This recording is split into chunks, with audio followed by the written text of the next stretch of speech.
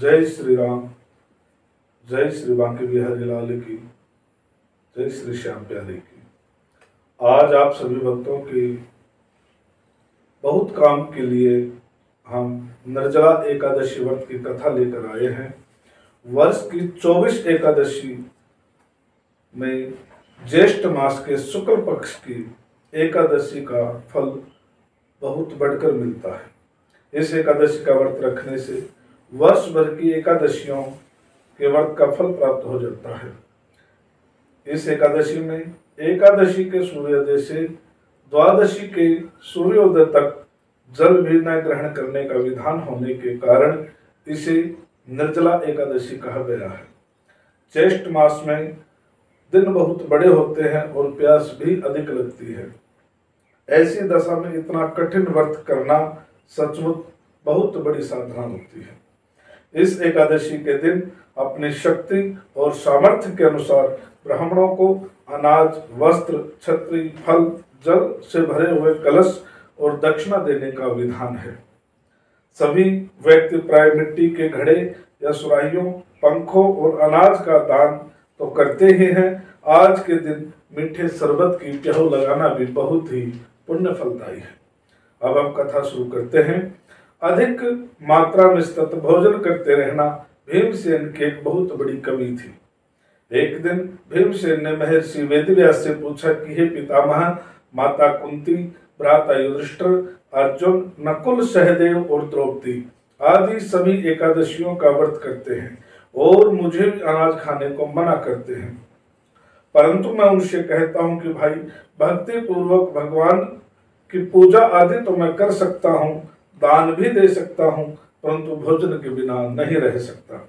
इसके उत्तर में महर्षि वेदव्यास कहने लगे, हे पांडुपुत्र भीमसेन, यदि तुम नरक को बुरा और स्वर्ग को अच्छा समझते हो तो प्रत्येक मास की दोनों एकादशियों को अन्न मत खाया करो।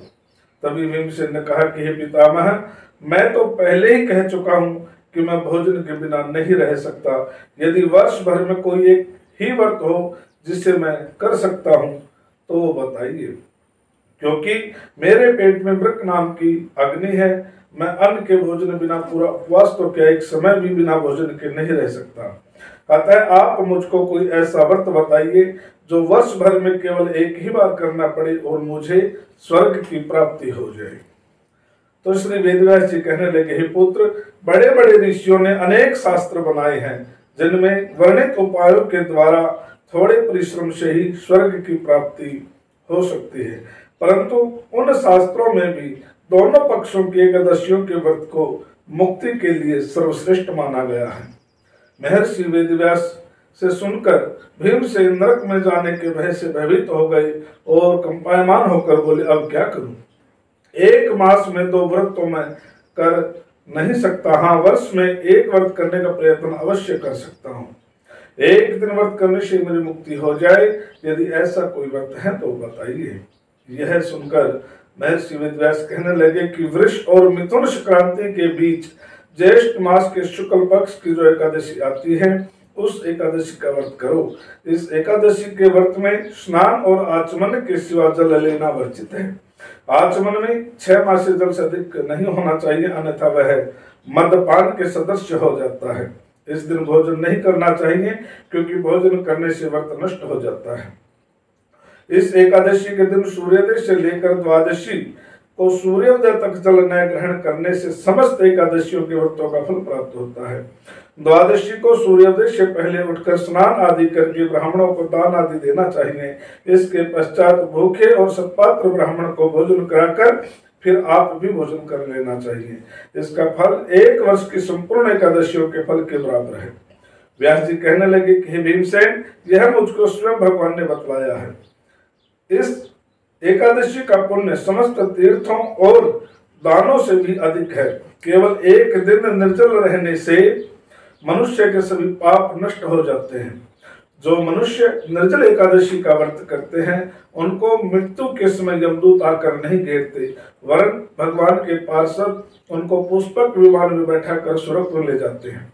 अतः संसार में सबसे श्रेष्ठ व्रत निर्जला एकादशी का व्रत है, इसलिए यत्न के साथ इस व्रत को अवश्य करना चाहिए और इस दिन ओम नमो भगवते वासुदेवाय नमः इस महामंत्र का जाप करना चाहिए और गौ का दान करना चाहिए। बोल श्री भगवत वासुदेव भगवान की। व्यास जी की आज्ञा अनुसार भीमसेन ने इस व्रत को किया था, इसीलिए इस एकादशी को भीमसेनी या पांडव एकादशी भी कहते हैं। निर्जला व्रत वाले दिन प्रातः काल भगवान का पूजन करके यह प्रार्थना करें कि हे भगवान, आज मैं श्रद्धा पूर्वक निर्जला एकादशी का व्रत रखकर दूसरे दिन भोजन करूंगा, अतः आपकी कृपा से मेरे सब पाप नष्ट हो जाएं। इस दिन जल से भरा हुआ एक घड़ा वस्त्र से ढककर स्वर्ण आदि सहित दान करना चाहिए। जो मनुष्य इस व्रत को करते हैं उनको करोड़ पल सोने के दान का फल मिलता है, और जो इस दिन यज्ञ आदि करते हैं उनका फल तो वर्णन ही नहीं किया जा सकता।